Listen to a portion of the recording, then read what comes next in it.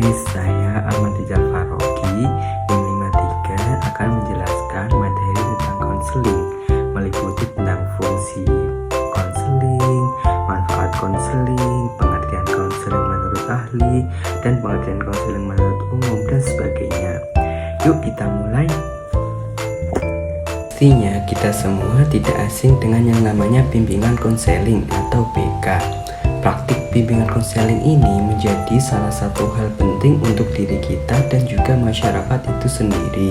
Hal tersebut karena beroleh pengertian bahwa nantinya pengertian dari bimbingan konseling itu cakupnya sangat luas.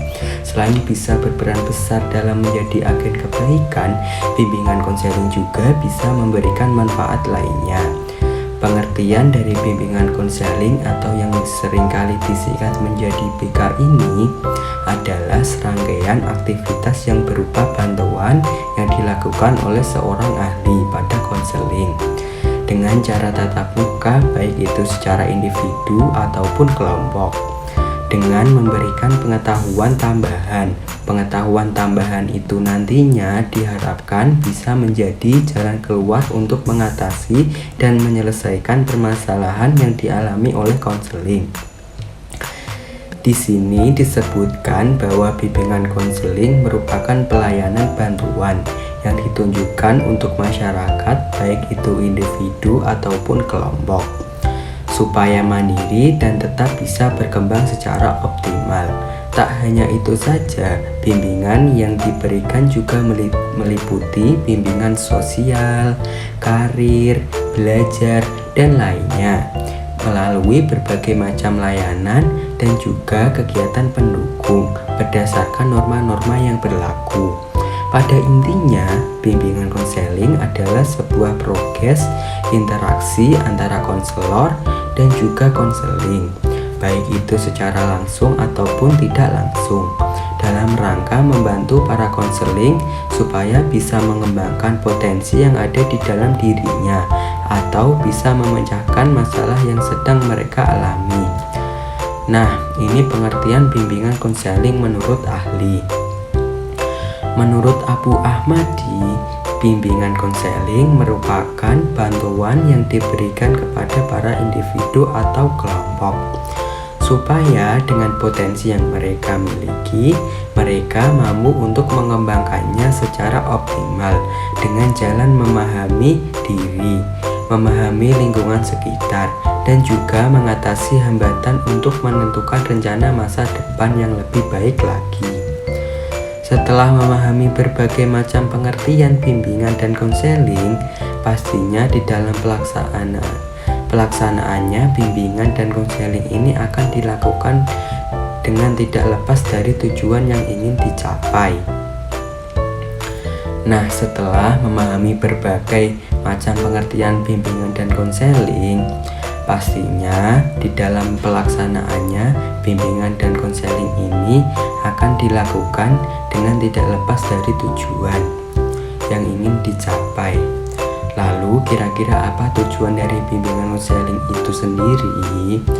Nah, di bawah ini ada berbagai tujuan dari konseling.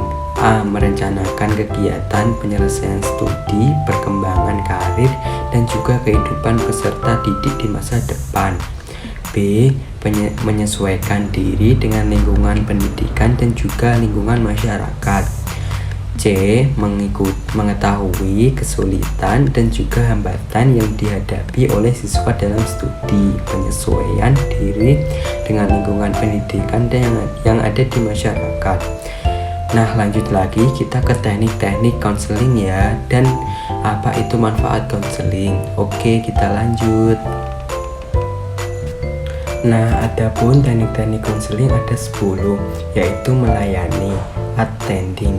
Memberi pelayanan secara pribadi adalah upaya yang dilakukan konselor dalam memberi perhatian secara khusus hingga total dalam pelayanan melalui sikap tubuh dan ekspresi wajah yang dapat ditampilkan. Empati. Teknik empati dalam pengertian bimbingan konseling melayani dengan kemampuan konselor yang dapat merasakan dan menempatkan diri pada posisi konseling. Kemudian memperlihatkan postur klien dan ekspresi wajah. Mendengarkan dengan hati-hati terkait apa yang diceritakan dan dipahami. Ada refleksi, merupakan upaya yang dilakukan oleh konselor dalam memperoleh informasi lebih mendalam mengenai apa yang dirasakan oleh konseling. Cara yang dilakukan adalah memantulkan kembali perasaan, pikiran, dan pengalaman yang dirasakan mereka. Eksplorasi, pengertian dalam bimbingan konseling disebut sebagai keterampilan konselor dalam menggali prasarana, pengalaman, hingga pemikiran konseling. Penggunaan teknik eksplorasi memungkinkan konseling bebas dalam mengutarakan apa yang ingin diutarakan tanpa merasa takut dan terancam. Selanjutnya, menangkap pesan utama. Teknik yang memerlukan kemampuan konselor dalam menangkap pesan utama yang disampaikan oleh konseling. Hal yang sangat penting dan diperlukan mengingat terkadang konseling sudah dalam mengungkapkan perasaan bisa terlalu terbelit-belit hingga terlalu panjang. Nah, selanjutnya ada pertanyaan untuk membuka pertanyaan atau open question. Teknik bertanya dalam membuka percakapan atau obrolan tidak dimulai dengan mengapa dan bagaimana sebabnya. Biasanya konselor akan memilih kata yang lebih mudah untuk dipahami, seperti apa, bolehkah, dapatkah, dan lain sebagainya. Selanjutnya ada bertanya penutup atau close question. Merupakan teknik yang dilakukan berupa bentuk pertanyaan yang sering dijawab dengan singkat oleh konseling, seperti iya atau tidak. Penggunaan teknik ini dilakukan guna mengumpulkan informasi. Selain itu juga dipakai untuk memperjelas dan menjernihkan ketika obrolan dengan klien menyimpang terlalu jauh. Selanjutnya, dorongan minimal. Teknik ini merupakan upaya dari seorang konselor agar konseling terlalu terlibat dalam pembicaraan dan membuka diri sendiri terhadap konselor. Dorongan ini biasanya diberikan dengan mengucapkan kata lalu dan lain sebagainya dengan tujuan agar konseling semangat menyampaikan masalah. Dan selanjutnya, interpretasi. Konselor akan menerapkan teori-teori konseling ketika melakukan interpretasi dan menyesuaikannya dengan permasalahan konseling. Hal ini dilakukan agar dapat menghindari adanya subjektivitas yang muncul dalam hubungan konseling. Selanjutnya, yang terakhir adalah mengarahkan.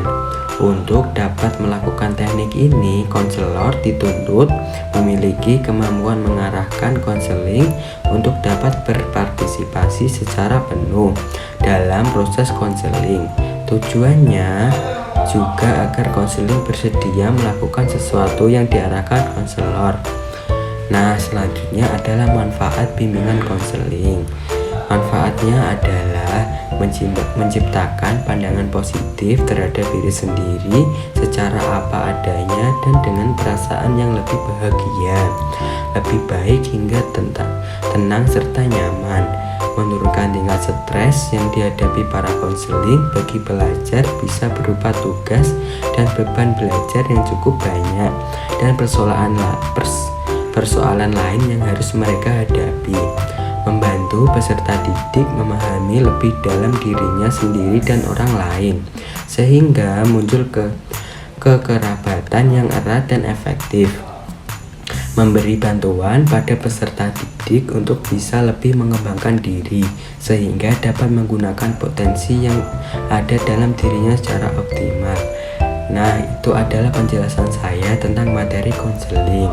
Semoga dapat dipahami dan ilmunya bermanfaat. Terima kasih.